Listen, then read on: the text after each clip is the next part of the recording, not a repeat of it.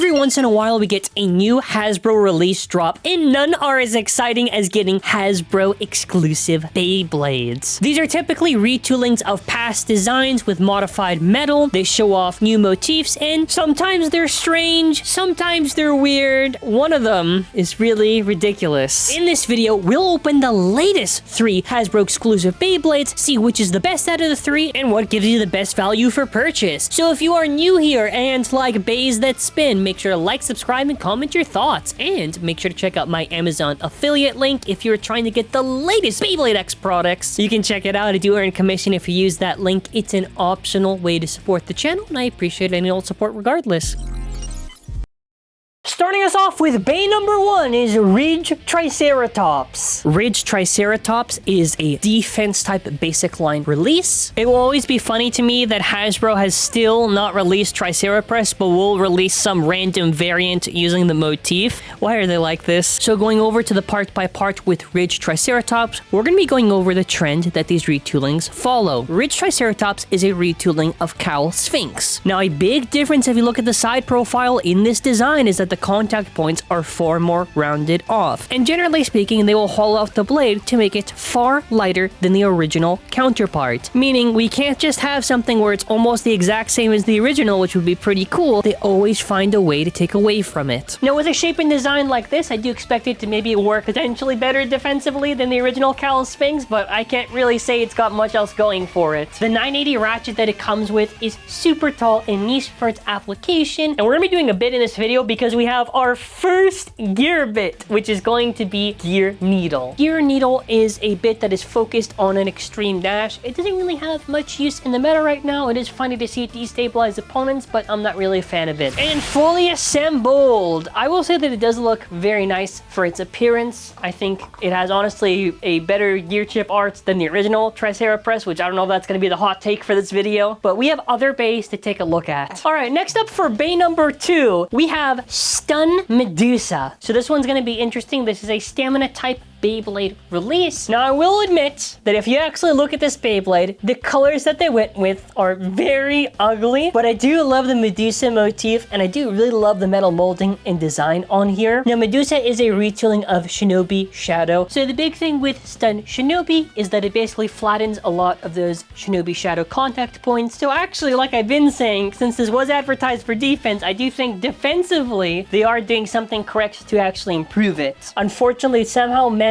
to make one of the lightest blades in Beyblade X even lighter, which I am very sad to see. But I will say that this release actually does have some pretty big value here, and it's thanks to Hasbro giving us the 960 ratchet, which is very hard to burst, and to have it on an easy access release is always a positive. And now this is our second gear bit count, because we have Gear Ball. It's a bit that's focused on an extreme dash. I'm not a fan of gear bits in general. I don't really think it has much use. Fully assembled, we have our Medusa Beyblade. I am not a fan again of these colors. I actually think that the color scheme could almost work if they just decided to give more of these like transparent plastic releases. Third Beyblade is Bat Gust. Bat Gust is a basic line attack type release. So this Bat's Beyblade is a retooling of Whale Wave, and I actually got really excited when I first saw this because I'm thinking to myself, well, Whale Wave is like 38 grams. So if we were to get a retooling, maybe we could get like a similar weight and everything. Like Whale sometimes gets kind of to like the mid 38s. And dear Neptune, when I saw the axle weight for Bat Gust, I shed a tear. They took away 2 grams when they did Bat Gust, which is really unfortunate. Now, again, with these rounder contact points that aren't as aggressive and a lesser weight, I don't really expect this thing to hit as hard as Whale Wave. I think the only thing it has good going for it is that I do like the design of the bat wings, even if I wish there was a little bit more detail. It looks cool. When we take a look at the other parts for this release,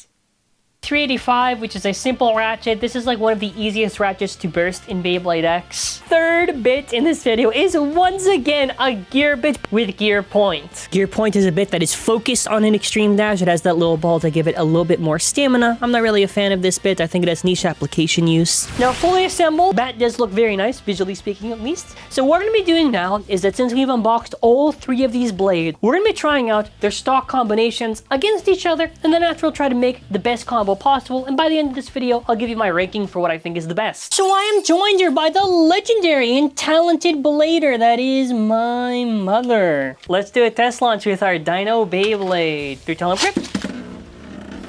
Wow, that's a defense type if I've ever seen one. Next up, it's Stun Medusa. This thing is really bright and ugly. 3, 2, 1, rip! Oh, it actually does look more green when it's spinning. Next up, we have Bat Gust. 3, 2, 1, rip! We're gonna try out our Bat Beyblade. We're gonna make a battle against Medusa. 3, 2, 1, rip! I believe in the bats! Flap your wings! First point goes jump rip! Jump rip! But let's just make a battle against Triceratops, that dino thing. You wanna keep jump rip! Jump rip! Say goodbye! Extreme finish! Jump rip! Alright, now listen, we're gonna be giving each of these baits a competitive combination, make them battle a competitive combo, and at the end, we'll make them face each other and see who gets crowned at the top. Our first combo will be Ridge Triceratops on 870 Hexa. This thing lacks any weight at all, so just trying to give it a super heavy ratchet and the Hexa bit should be able to make it work defensively. Its opponent's gonna be Hover Wyvern on 770 Kick. Hover is great for destabilizing its opponents, KOing it. 770 is gonna give it extra attack power, and Kick should be able to kick its butt. Hover Wyvern, how does it do against our mighty Triceratops Beyblade? Oh, wow. Look at that. I tanked it so... Are you kidding me? For our next one is going to be Stun Medusa on 160 Hexa. Since Medusa is very light, 160 should be able to... It's the same opponent, all right? See if we can do anything for these bays. Jump it.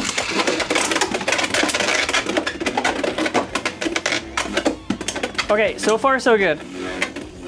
First round for Medusa, looking incredible right now. Look at that. You haven't seen a bait move like that. I just hopped over you.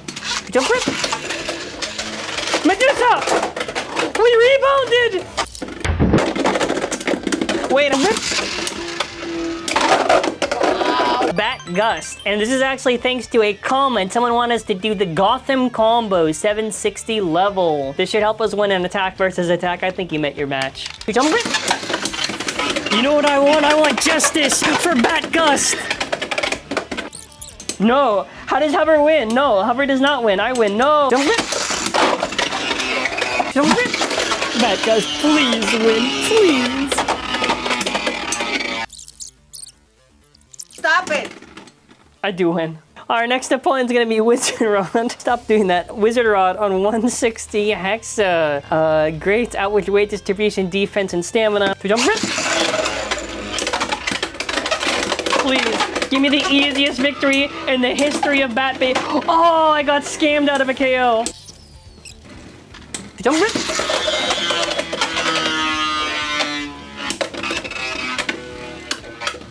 This is our moment! Bat Gust!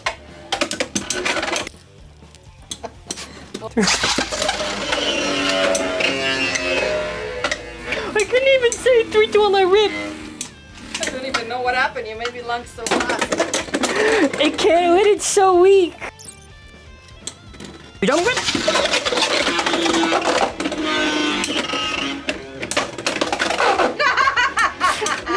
How many more of these fucking rounds do I have to do?